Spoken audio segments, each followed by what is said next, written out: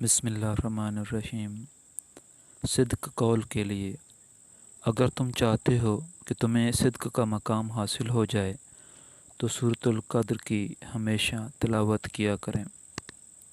چہرے کا نور، اگر تم اپنے چہرے پر نور حاصل کرنا چاہتے ہو تو قیام اللیل کی پابندی کیا کریں۔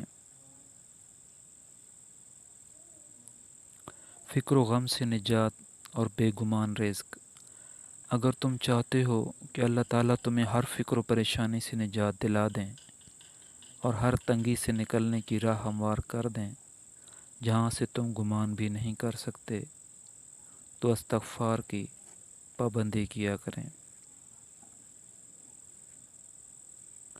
حضور صلی اللہ علیہ وآلہ وسلم نے ارشاد فرمایا، 4 دعائیں رد نہیں کی جاتیں: حاجی کی دعا جب تک وہ واپس نہ آ جائے، غازی کی دعا جب تک جہاد سے واپس نہ آ جائے، مریض کی دعا جب تک صحت یاب نہ ہو جائے، اور اپنے بھائی کے لیے غائبانہ دعا۔